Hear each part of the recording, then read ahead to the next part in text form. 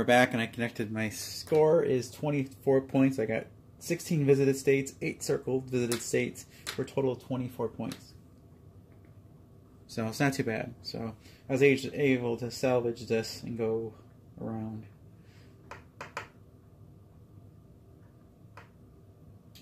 So I got lucky. But anyways, that's pretty much on tour. So it's a very easy game to play, but it gets really tough to plan your routes out later on. I mean, it's like, because you don't know what you're going to end up with. So, but yeah, it's making sure I'm racing everything really good because I don't want to ruin the boards. But it's very replayable because you don't know what route you're going to get. And the dice rolls are going to be completely different each game, so you could back yourself into a really bad corner. And the dice are you're at the whim of the dice and the cards, so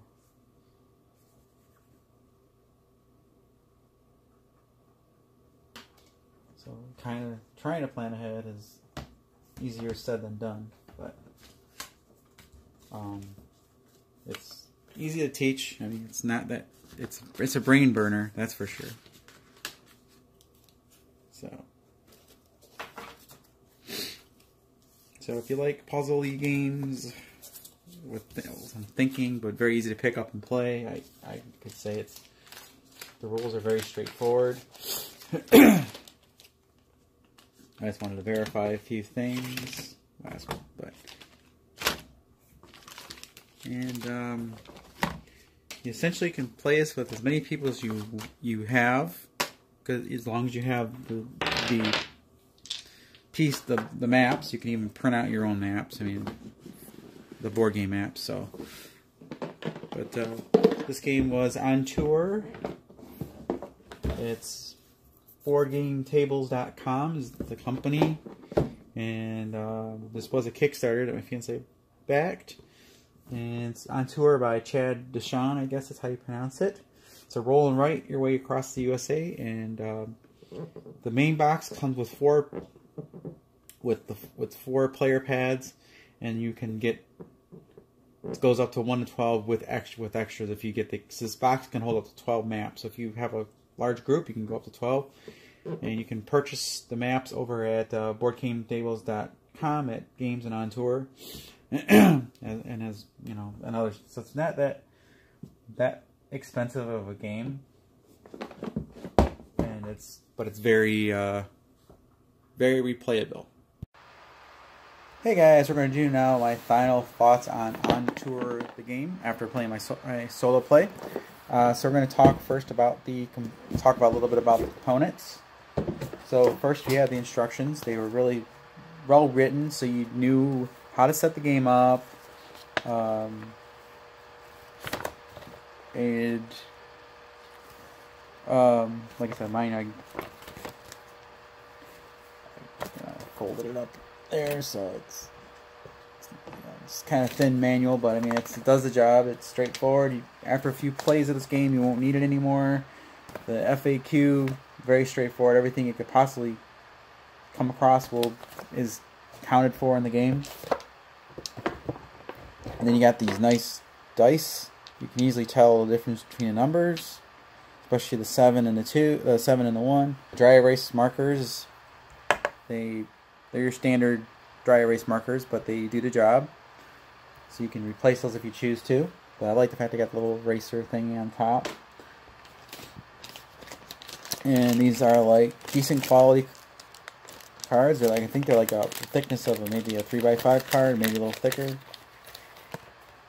But they do the job. They're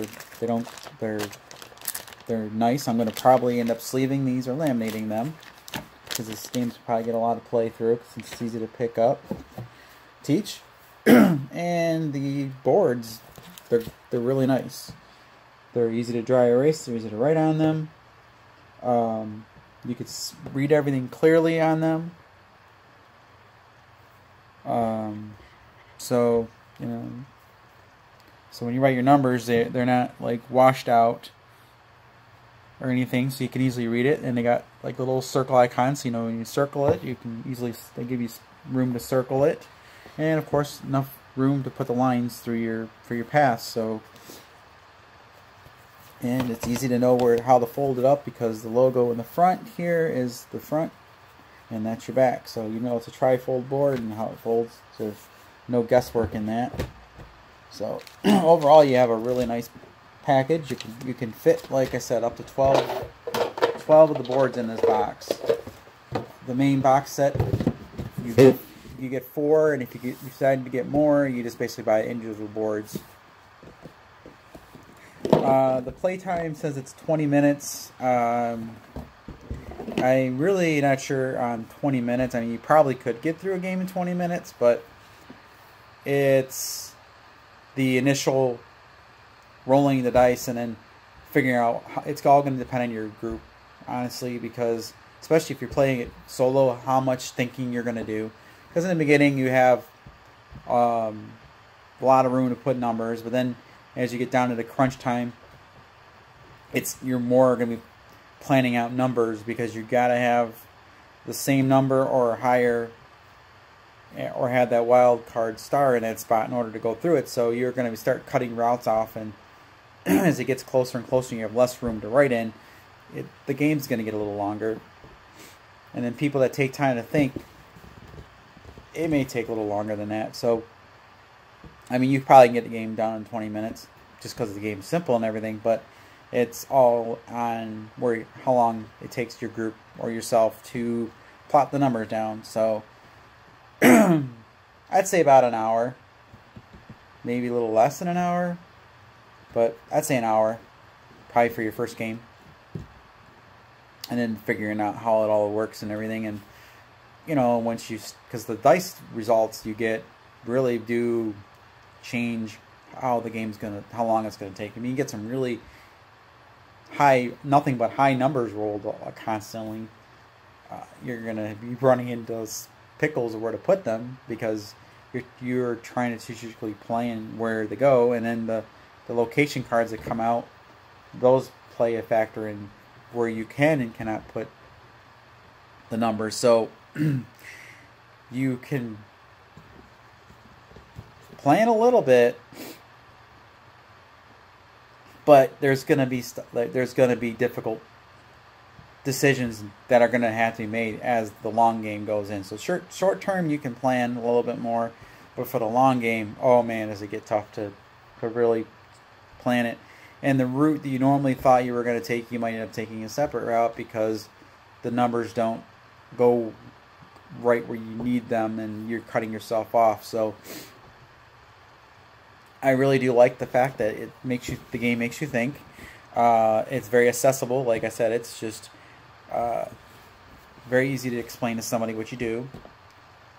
So teaching it's really straightforward, simple. And for people that like the strategy's there. So,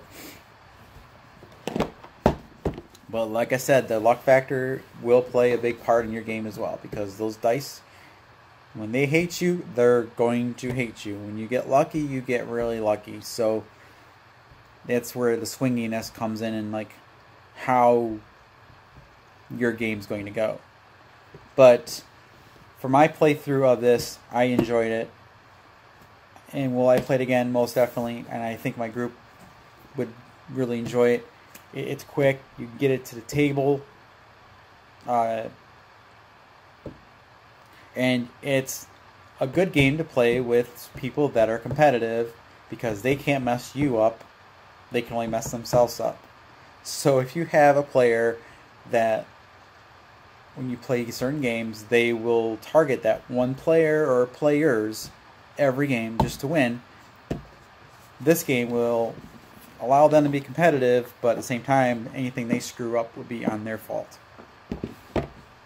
because they'll have their own board, they'll have their own stuff to worry about, and the dice rolls and the cards that come out are going to be the only factors that are going to change how things go. So you could get a really straightforward, really lucky game and your numbers go great, and then you're going to get games where you could put them in certain spots and you corner yourself off.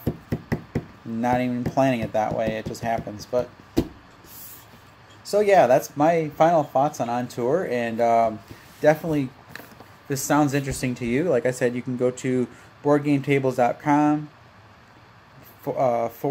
/games/On Tour, and they'll be more than happy to have you order from them. So anyways, thanks for watching. I'll see you guys next time.